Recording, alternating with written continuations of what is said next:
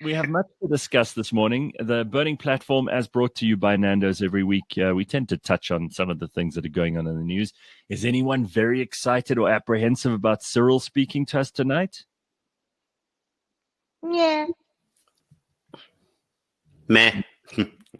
That's two nads. Phumlani, anything from you?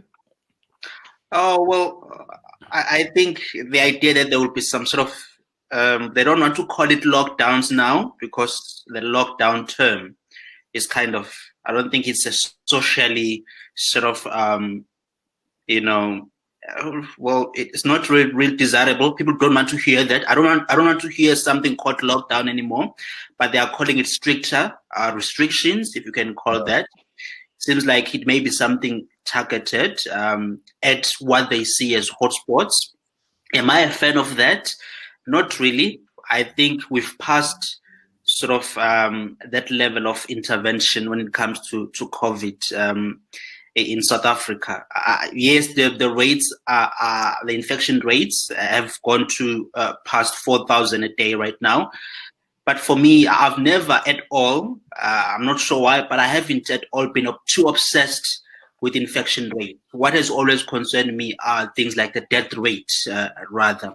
So, and let's be fair, these infection rates are only going up because we're testing more people, because a lot of people in the course of their work have to be tested and therefore are going to so it's another factor as well. So, I mean, yeah, so for me, I think the impact of these called lockdowns, well, they call it stricter restrictions now. I think they cause greatest harm than the disease itself, especially in Africa. So let's look at, first of all, just to give people some background in case they don't remember you from the last time you were on. Phumlani Majozi is a senior fellow at African Liberty, Africa's premier platform for advancing economic freedom and individual liberty. No, okay, just hold there for a second, please, Gareth, because yes, I know it's a premier platform, but I haven't heard of it until this morning. So could you tell us more, Gareth? Yes, of course. They talk about economic freedom and individual liberty. He's a commentator on politics, economics, and global affairs. There's Kanthan's also casting aspersions at your organization, not just your shirt, Phumlani. So do you want to take? Not aspersions. I want to know where the funding comes from. You see, that's what I see on social networks a lot.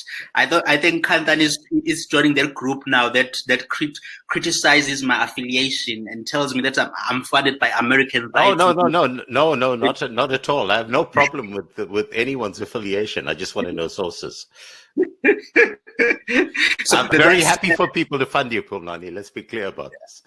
I think it comes from everybody. That's what I can say. I don't have to disclose where it comes from. But we are doing great work. We are advancing people's freedoms. Okay, it's the Americans.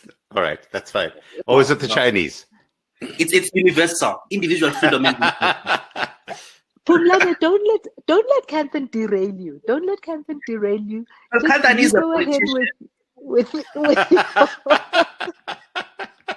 with zero funding, yes. Hence by asking the question. Well, that's what you are telling us. I'd like to ask you a question about this thing, because with respect to Phumlani, I mean, African Liberty is not a major influencer on the political scene, and it might become, and let's hope that you do really well and that your reputation grows with it. Because, I mean, we want to have you on regardless. But there are lots of organizations in South Africa that are funded by very shadowy people in very shadowy places with very bad agendas.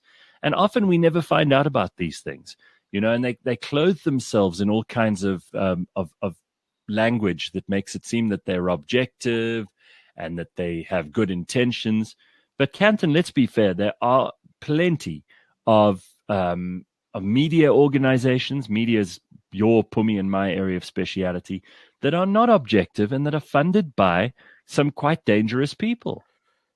Yeah, that's exactly right, Gareth. And I think, the reason for asking the question of Phumlani up front is the fact is that you're going to have lots of people who will throw shade on this podcast, not based on the opinions that Phumlani is going to inject into this, because I think, Phumlani, you and I have disagreed on some views, but generally there's broad agreement on a range of things in terms of the way in which we perceive things.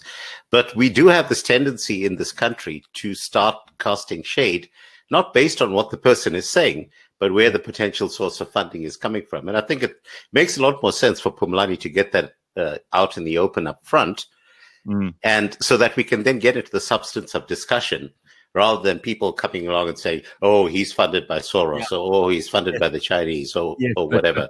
But then if those people are going to cast aspersions at us, be very clear about the fact that we will throw them right back at you, and we'll want to know where you get your money from. Absolutely, yes. So you're welcome to ask where Phumlani gets his funding. But don't be surprised when we ask you where you get yours, because a lot of these people are suddenly horrified when you ask them the same question. Yeah. But all I can say is that I wouldn't be part of an organization that, you see, I'm very passionate about the ideas of, individual freedom.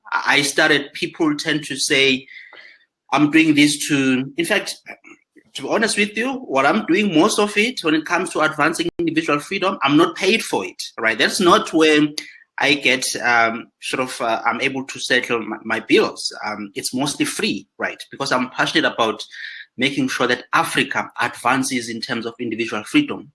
And for me, it's something that I started doing when I was a student, before I was employed, when I was a student at UCT. That's where I started to advance the ideas of markets and individual freedom and limited government. There are people who work in organizations that can't believe that someone would just be out there trying to spread their ideas. Some of them think, unless we're paid, why the hell would anyone do that? Yeah, or someone is giving you instructions. One of the lines I get is that, well, some white person told you to say this. It's not you. So, I mean, it's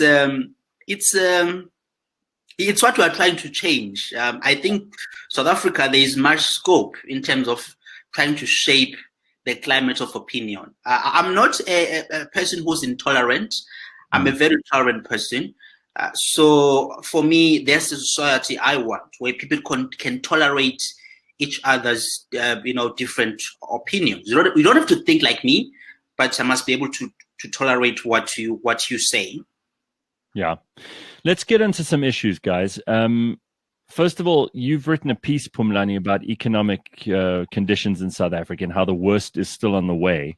You think that there is only one way. Politics have to change. The ANC and its unions must be out of power. Obviously, I'm paraphrasing you there, but I've been, maybe because Gillian Anderson did such a good portrayal of Margaret Thatcher in The Crown, I've been looking back on Thatcherism and on the economics of Britain and the free market system that she implemented there in the 80s and the way that she cracked the unions. And I know that politically, Margaret Thatcher is a hot potato and a lot of people don't like her, and for very varying reasons. But economically, in terms of her economic outlook, it is indisputable that she raised Britain out of what was absolute decline into a situation of economic growth where they became competitive again and became the fourth biggest economy in the world by the time she had vacated office.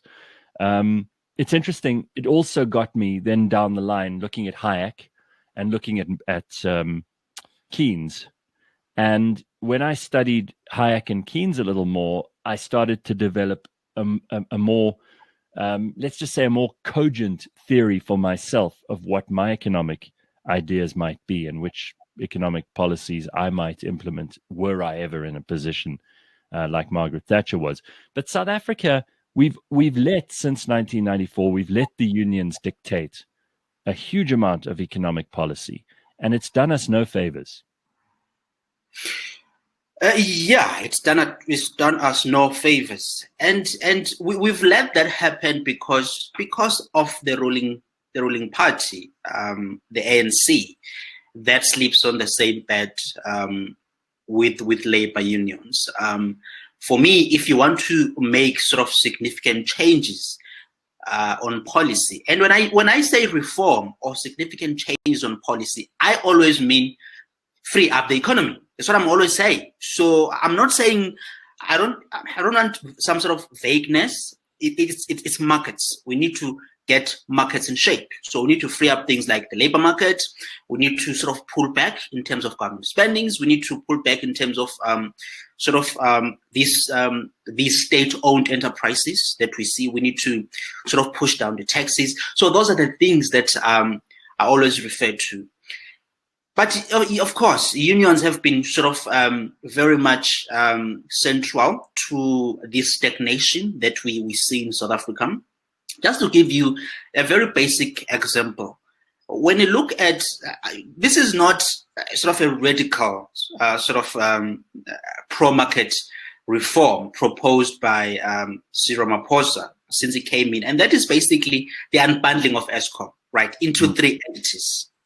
Even that, the unions, COSATU, the affiliate, they have been negative about it, right? It's not really a radical thing to do, but they've pushed back even on that. You see right now, even given the state that we are in financially, our fiscal situation is a mess. And then there was the pandemic that came through that also put a lot of pressures fiscally. We saw millions of people losing jobs. Guess what? The unions already, they're in court with government, and they want to still get the increases that we agreed upon 2 years back or so, right? So they want government to still increase their salaries. So they are still pushing for their agenda, right? They support things like stricter labor regulations. One of the things that we don't talk about in South Africa, and this is what the ANC always does, when they talk about economic reform, they always sort of run away from labor market reforms because that's a controversial kind of matter. Amongst the things that have been sort of found in South Africa is around the labor cost in the market. They're quite high compared to, even the World Bank acknowledged a few years back, that they're quite high compared to other emerging markets. So things like that, you can't touch them. The ANC can't touch them because... I want to bring in Tommy and Kanthan here because we have covered some of this ground in previous Burning Platforms. But Pums, what do you want to say? Because you've been ominously silent through what Phumlani's been up to. No, well, I agree that the union's time is up. The time is up for unions. They served a purpose, but the time has changed. And I'm always fascinated. So one of the things that Phumlani alludes to is the fact that when they want, they are able to have backroom chats with the ruling party and get what they want. And when they don't get that, what they're very happy to do is they're very happy to go to the courts.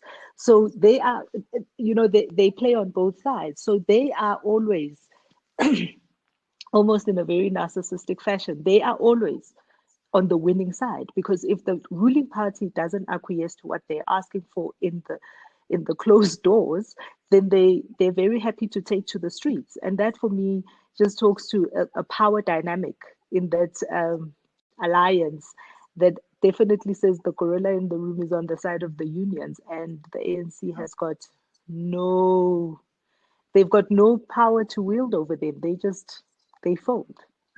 They do. And it doesn't help. Let's take a different view in terms of what's the state of play with the unions right now. If you consider that thanks to the ANC's economic policies generally, we've had a sustained decline in nearly all of the sectors where unions once used to hold sway at a massive level. Now, the single biggest example that comes to mind is mining. Now, there's been a net job loss in terms of mining, literally in tens of thousands of jobs that have been lost in the mining sector. And those jobs are not going to come back. So the National Union of Mine Workers, which was once the most all-powerful union in the country, literally with the capacity to bring the country to its knees, is now pretty much disintegrated, which is why you had the breakup. All of the stuff that went down in Marikana was fundamentally about the unions now trying to create new power bases in a shrinking pond. Yeah. So the scenario that we've got right now is that the only place where the unions actually hold sway in terms of the economy anymore is in the public sector. So they can do it in terms of things like Eskom. They can do it in terms of things like SAA. They can do it in terms of all of the purported services that get provided to us by the state. But again, nearly all of those purported services have had private sector alternatives already taking them over. So, if Pop Crew decides to go on strike, for example, does the country really care? Because Armed Response actually takes care of it. If public sector nurses decide to go on strike, again, you have private healthcare that takes over from that. So, yes, unions have been responsible for destruction of our ability to create new work. But I think that we are at the stage right now where the ability of unions to actually tip the scales in any direction is actually quite negligible, which then brings us back to the question of whether Ramaphosa and his ANC cohorts actually recognize that the ability of unions in the private sector to now hold sway over any decisions that get made is no longer there.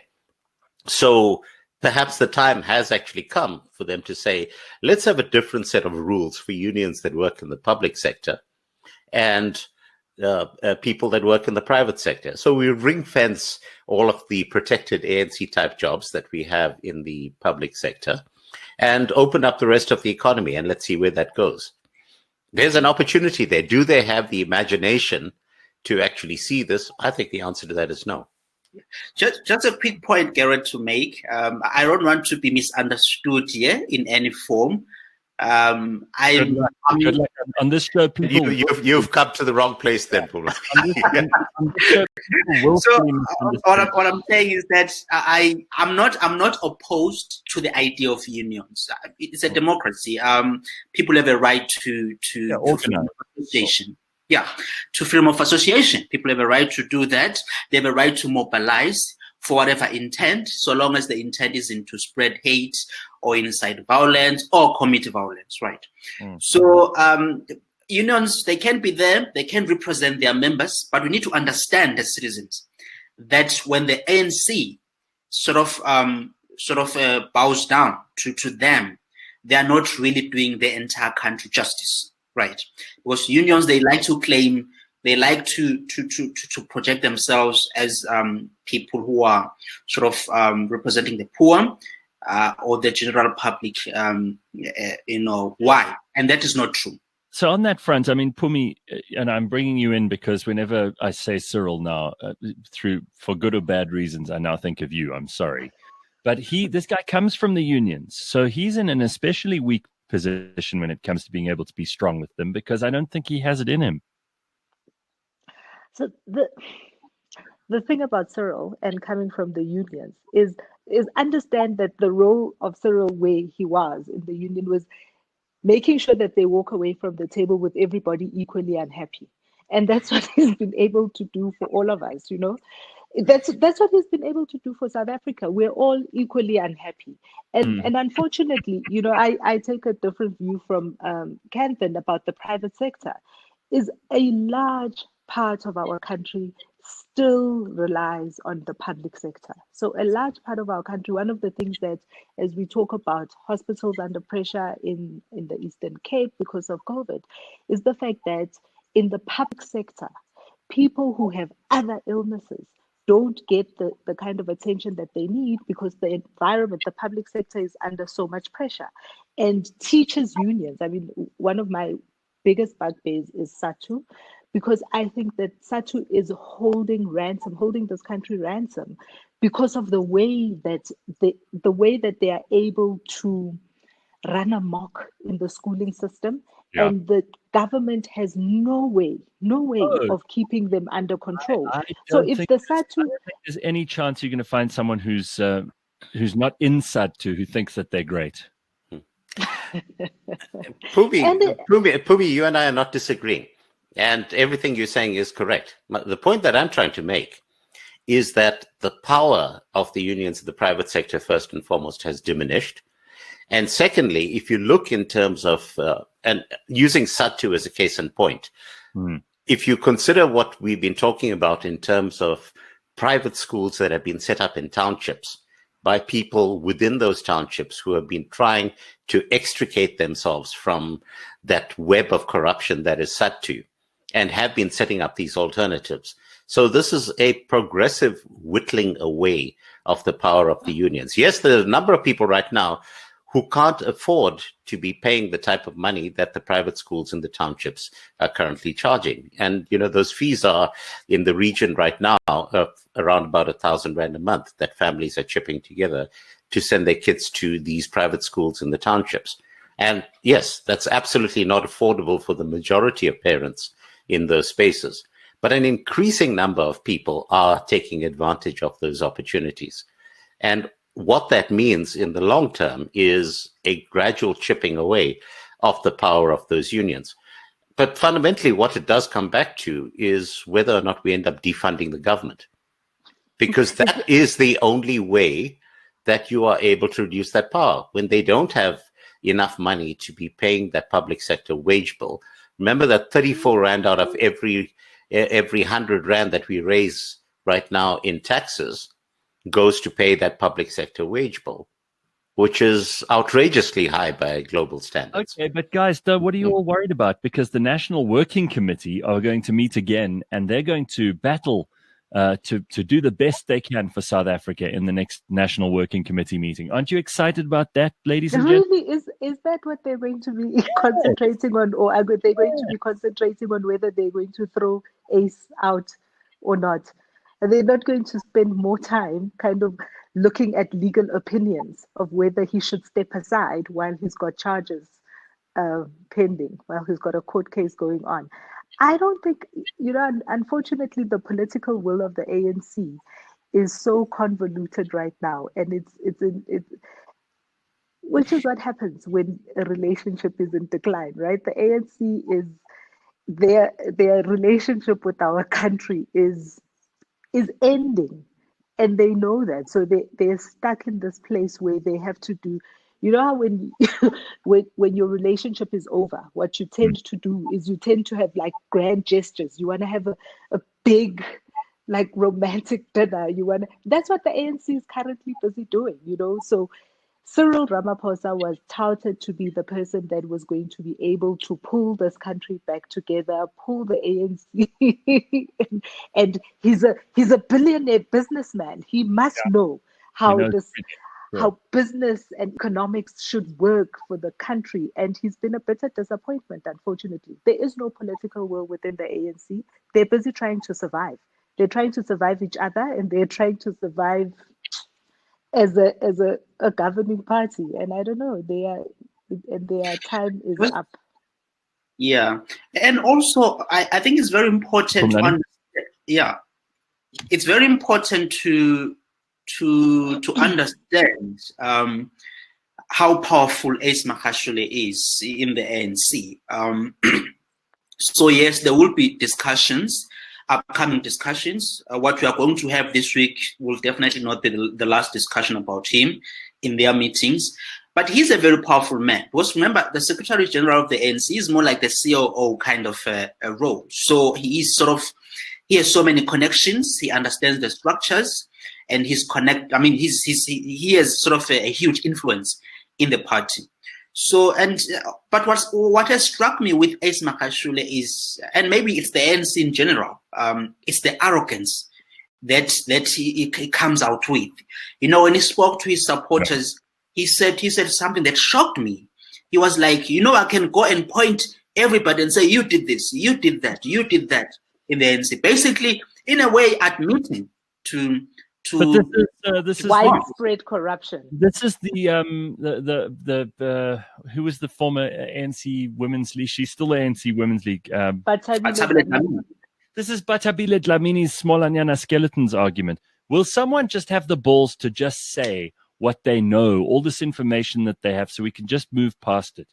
I mean, really, it's just enough of these threats. Either you're going to do it, or you're going to cry wolf for the 900th time. But Phumlani is right. It's a level of arrogance and almost hubris that the ANC leadership has right now. Guys, perhaps someone can enlighten me on this particular point. why are we so concerned about whether Ace Magashule steps aside from his position? Because, I mean, surely this is an internal matter for the ANC. It's not as though Ace Magashule is serving in cabinet. Yeah. And if the ANC internally is willing to continue paying his salary as Secretary General while he is facing criminal charges, what is the issue? Why are we so obsessed with this? Because it would be a grand gesture to us. But what do we care about grand gestures? I don't care about gestures. We get gestures from this government all the time. What I do care about is actually rule of law. I want to see people serving 5 years in jail and not stepping out after 2 months. You see, one thing I will mention, Kanthan, to answer your question. When you look at the outcome of the December 2017, the Nasrec outcome, I think it's been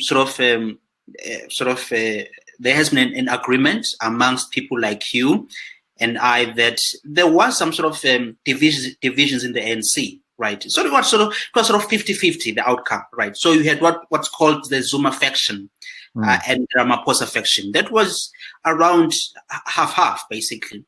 And the Zuma faction, the so-called Zuma faction, of which Ace Magashule is part of, has been in many instances, in many cases, sort of challenging whatever Ramaphosa says. Right now, we could disagree or agree on the things that have been said by Ramaphosa, whether it's in terms of corruption or economic reform, but there has been that kind of undermining, even in public, undermining Ramaphosa to try and weaken him. So your question is, what happens then? Why are we so obsessed if, Ace Magashule, with the fate of Ace Magashule, given what's happening? My view is that any kind of weakening of the so-called Zuma faction would be good within the ANC itself, because these are sort of very bad guys. You can No. I fundamentally disagree. I disagree. I think that we need to intensify the conflict, and we need to, in fact, strengthen Ace Magashule's case, because the sooner we do that, the sooner it leads to the imploding of the African National Congress, which is fundamentally what we need to happen in this country. This absurdity that the Ramaphosa faction is in any way more benign than the Ace Magashule / Zuma faction is what has gotten us into this mess in the first place. We've been touting this narrative for the past couple of years. Phumi, you've made some comments along these lines, as I recall. No, and the thing, Kanthan, so when I say seeing the ANC do something about Ace Magashule would be a grand gesture, is I think that the South African populace is also becoming disenchanted with the ANC. Unfortunately, however, as we are disenchanted with the ANC and we look around, there are no alternatives for people, so whether you look at everybody's eating themselves up, as it were. The EFF is completely and utterly divisive. The FF similarly. The DA is unable to articulate a policy that people, other than looking at the ANC and saying the ANC is wrong here and here and here, they're unable to articulate their own policy that we can stand behind. So if the ANC were to implode, the level of a vacuum that I think a lot of people are seeing in South Africa is just too, the cognitive dissonance that comes with that is too much for the populace. For me, while you've got the talking stick, you are also a person who keeps an eye on the Zondo Commission. Has anything exciting happened since last Thursday? Oh, today we've got Matsela Koko coming. Today is his day. In front of the commission. Call him Engineer Matsela Koko. Oh, the engineer Matsela Koko, which is happening in an interesting week, right? Because we also watched Dali Mpofu. I wish it was Dali Tambo. The flamboyance of that would have been extraordinary too. But we got to watch Dali Mpofu trying to advance the cause. Yeah, and squaring up with the country's favorite pharmacist as well. And that was also spectacular to watch. You know, the guys, because again, a lot of it is rhetoric. A lot of it is stuff that we've heard. It's been rehashed. But what was completely fascinating for me was watching how Pravin Gordhan, instead of being steadfast, instead of being honest with all of us, he was so cagey. He was so bloody cagey. And everybody kept going, what the hell is going on with Pravin? I was watching this with someone else because we were filming our TV show. And this person's word was weaselly. That Pravin was weaselly. Now, I've never had the impression that overwhelming numbers of South Africans seem to have that this guy is somehow one of the good guys. He's efficient, sure. I mean, he gets things done, but there's nothing more scary than an efficient person with bad ideas. And Pravin is both of those things. He's efficient and he has bad ideas. And while I'm no fan of Tom Moyane's, I think that Pravin Gordhan has been given a free pass by South Africa. And he is the guy who presided over public enterprises in their demise during the Zuma years. Before that, he was the one bringing in the tax money. And he was very good at doing that too. And then he became Minister of Finance, don't forget, and so had ultimate responsibility for all the wasted money during the years of state capture. He mustn't pretend that he's a good, clean person with no conscience. What Pravin is an excellent politician, and that makes him slimy. It makes him untrustworthy, and I don't have any time for Pravin Gordhan. And all those people who think he's so great, those people who credit him with being, you know, the guy who's going to get things right, I've got bad news for you. You're in for an ugly, rude awakening. And his slip was showing. His slip was showing on Monday. So for the first time, a lot of people were kind of going. When it got very hot in the kitchen, then Pravin's internet was suddenly a problem, and he couldn't hear him, you know. Yeah, I mean, Pravin. I totally agree with you, Gareth, that Pravin has gotten some sort of. He's seen in a positive light, and. I mean, but when you look at his ideas, what he stands for, when you look at it with respect to SAA, because I mean, something like SAA, why should it exist, right? It doesn't make sense. It doesn't make financial sense, and it doesn't make any economic sort of social sense. Social sense for it to exist. But he has been hard at work, you know, telling people that, no, I'm going to wake this thing up, right? It's going to come back. That alone tells you of how how bad his ideology is. So he has been one of them he has been instrumental in the ANC in terms of basically getting us to this dire economic situation where we are right now. When you look at the past decade in the country, no, his hands are red with blood. He mustn't come with this stuff. Just because I'm better than, of course, I'm better than Tom Moyane, that suddenly I should be given a free pass. Kanthan, you agree? You've been quiet. I guess the question that I wish someone had actually asked Pravin when he was sitting in that chair is, if during your tenure in the Zuma cabinet you were aware that all of this stuff was going on, why did you not resign in protest at the time? Correct. I desperately wanted someone to ask that question. I didn't hear that question. But Danny kept saying to him, so in the 9 wasted years, essentially, you were at Treasury for 5 of those years, and then you came back. And Danny, and that's the thing for me that put Pravin under quite a lot of pressure, is he started with all these propositions that say, so we agree that state capture is characterized by these particular things, and then systematically went about showing that you were part of it too. You were there, you were in the room, you were able to, and you were trusted, and you had the keys to the vault, and yet under your watchful eye, we sit here today in a commission. One thing that I've been thinking about over the past few weeks is around, I mean, this is with respect to our current president. I've been asking myself a question of, he really didn't know what was going on. I mean, did he? I mean, are you telling me that as the deputy president of the ANC and the deputy president of the country, he never knew what was going on in the States, right? He had no idea. He was surprised, remember, by everything. Shocked by everything, right? Yeah. So I just wonder, I'm just thinking that, are we really not going to, before the State Capture Commission sort of wraps up, are we not at all going to see the president, appearing in front of it, telling what he knows or saw, or really he's not going to appear in front of this commission. He'll be part of the next commission, the one on the PPE tenders.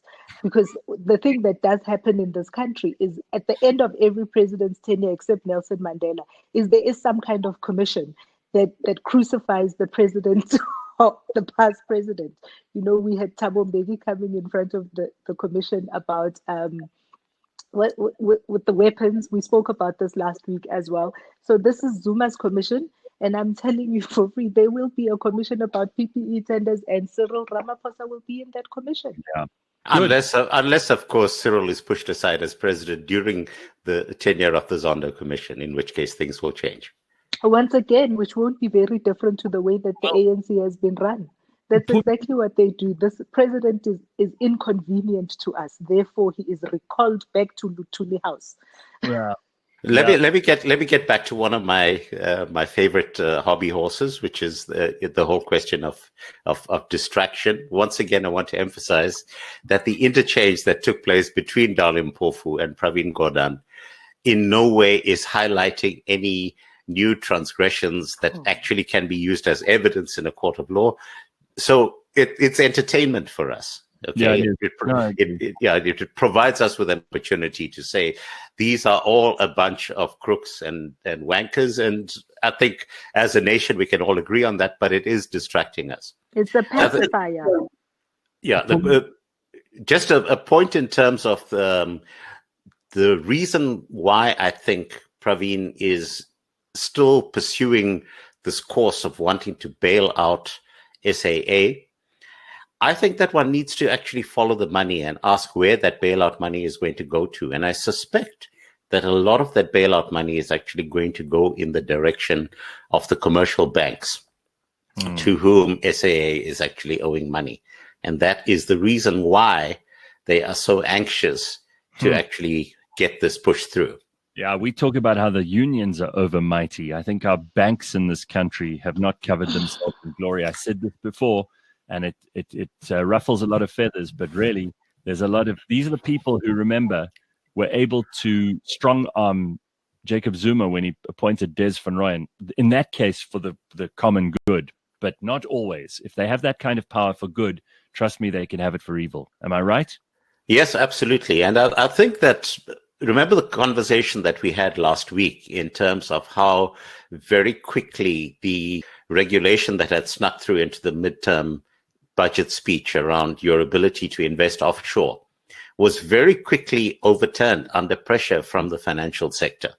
Right. And has been put on ice. And I think something that we are not talking about enough is the extent to which there is collusion that takes place between government and the financial centers of power in this country.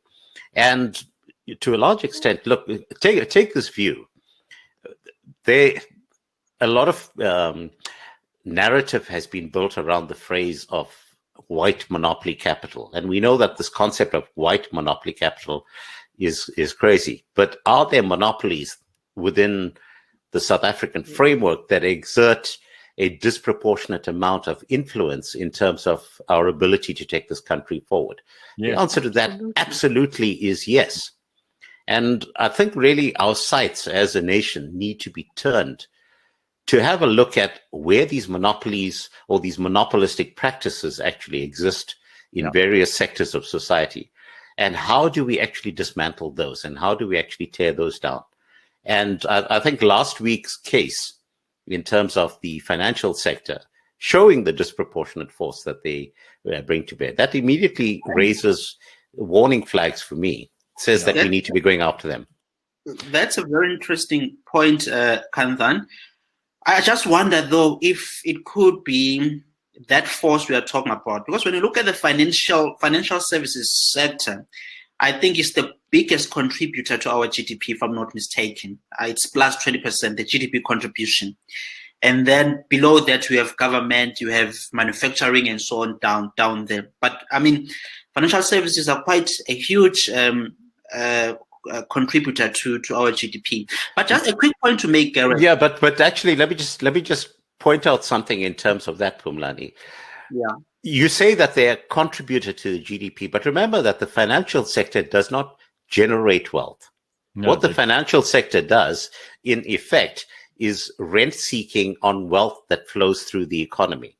That is fundamentally what their role is all about. So, for example, if I have to put in to retire over the course of the next year, as an example, if I cash in my retirement fund, I'm obliged to take a retirement annuity and have to draw a minimum of 2.5% in terms of my overall investment as my retirement payout. But at the same time, the fees that I'm obliged to pay to the financial sector is in of itself about 2.5%. So they are effectively getting 2.5% of my money simply because of the fact that they insist that I'm not capable of managing my own money. Now extrapolate that to the entire economy, and you understand why the suggestion that the financial sector contributes to the economy is exactly the same as saying that people who work in the public sector contribute to the economy. I call bullshit on this. I think fundamentally, take the view in terms of how the financial sector runs in the US as an example. Anyone can set up a bank in the United States. In any community, you go into every small town in the US, there's a bank that's actually run by that community.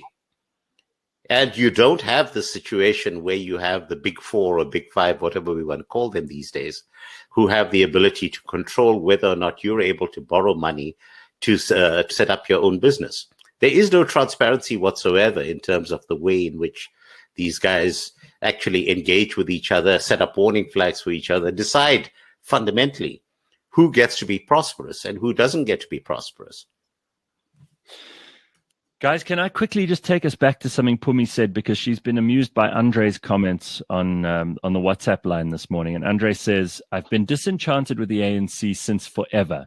The DA is not the perfect alternative, but it is the only possible working alternative. A broken, corrupt BMW, I think meaning the ANC, versus a working Tata.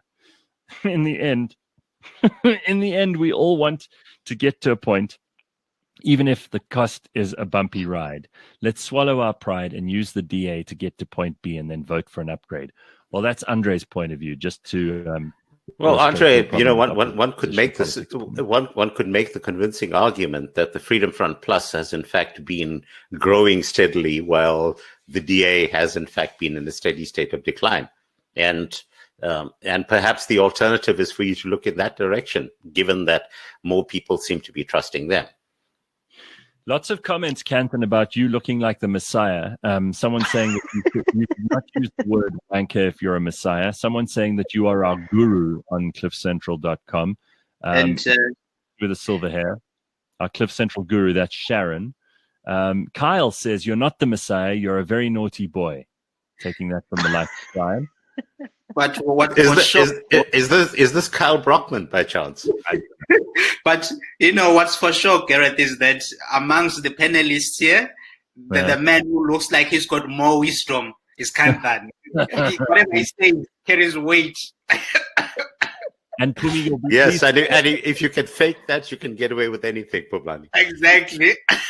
Pumi, you'll also be pleased to know that between Peter and Paul, I have not made those names up, they are fighting over your intentions and whether or not you're an honorable and trustworthy person. But Paul's saying that he wants you to be president of South Africa, and Peter saying, no, you're a terrible person. So anyway, I mean, this is what we do the Burning Platform for, so we can have a variety of opinions. I wouldn't let this morning go without everybody having a say, because we haven't spoken about it for 2 weeks. Really, there hasn't been much to talk about.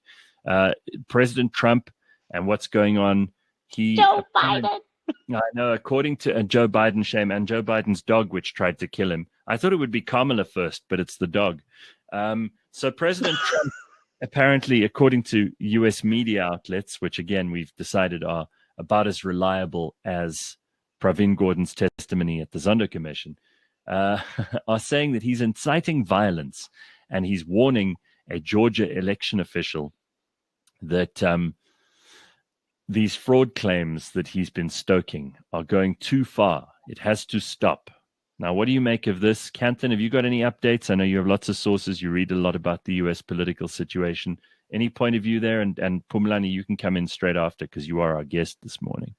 Look, I think a lot of what's going on in the U.S. right now hinges on the question of what happens with Pennsylvania. Because if Pennsylvania ends up going in the direction of Biden, then it doesn't really matter what happens in the rest of the country, because then it's pretty much a lost cause. And there has been this claim, this persistent claim from from Trump's side, that there are more than 300,000 fake votes in favor of Joe Biden that were injected in at the last minute. So out of these 300,000, so you had 300,000 plus votes that were injected that tipped the balance in favor of Biden. But if you look in terms of the breakdown of those votes that were injected, more than 90% of those votes were for Biden. And that statistically, it is impossible that could actually have happened, even if it was a question of the majority of mail-in ballots being in favor of Joe Biden. And there has been, so this is going to be resolved in the following way. It's first going to be argued at the state level. Either the state is going to say those 300,000 votes stand, or those 300,000 votes get tossed out. What I think is going to happen is that those 300,000 votes are going to stand, at which point this is eventually going to go all the way to the Supreme Court.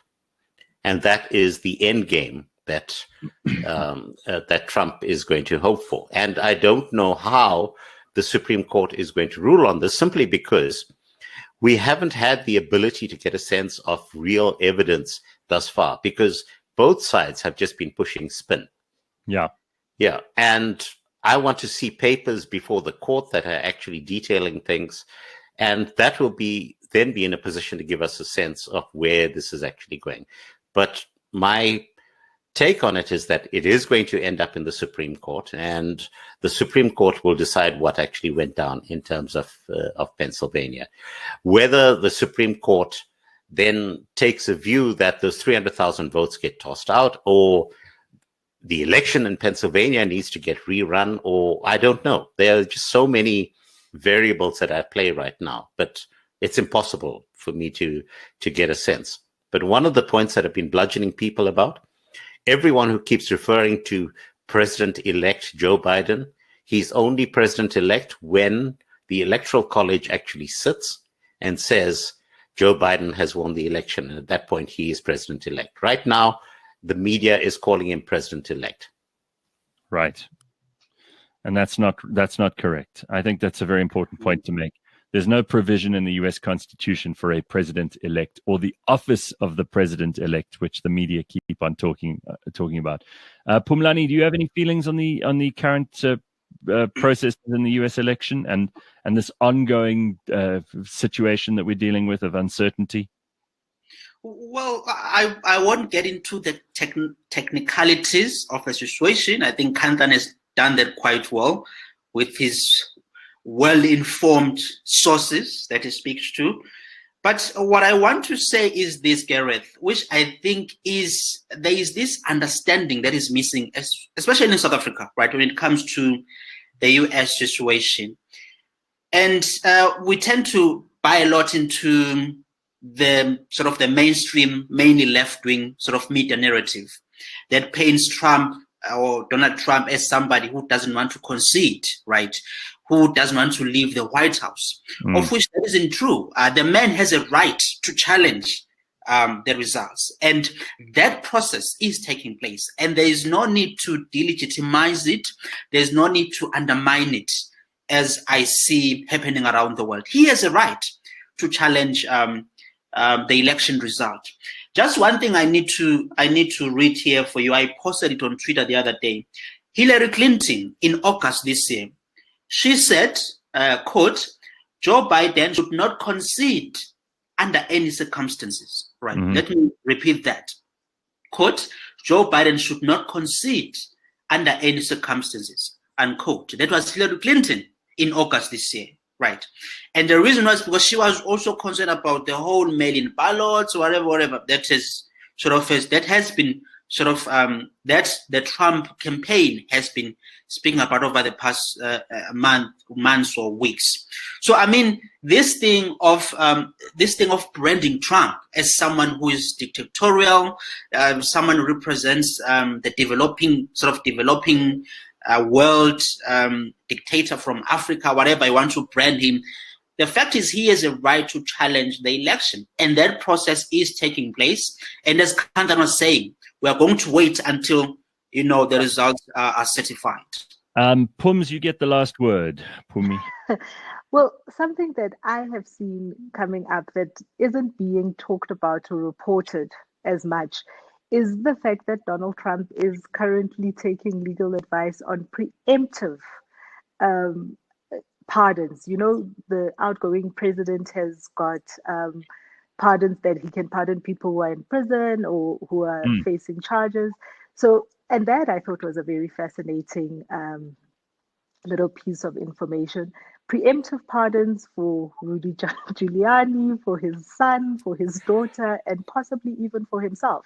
And that, for me, raises a question that says, what is he afraid of? What is it that he needs a preemptive pardon? Well, he has every reason to be afraid of the fact that the Democrats have said that they are going to be going after all of Trump's supporters. Yeah. As soon as they assume power, and there is a history to say that we're going to be keeping tabs on all those people who supported Trump, and we will exact our vengeance, pretty much, which is a very strange thing for people in a liberal, enlightened Western democracy to say, that we're going to keep hit lists effectively. It's very Stalin versus Trotsky, if you ask me. And there is a historical precedent for this, as those of us who will remember Cardinal Richelieu, Jean-Armand Duplessis would issue preemptive pardons. He'd say, by my order and for the good of the state, the bearer hereof has done what he has done. Mm-hmm. Which effectively was a free pass, like, dude, screw you. Yes, I've looted, pillaged, murdered. Get out of jail free card in Monopoly. Yeah, exactly. Only we could make one of those for Ace Magashule now. We wouldn't be in the situation we're in, would we? All right, guys, thanks very much. This has been fun. It always is. The Burning Platform is brought to you by Nando's.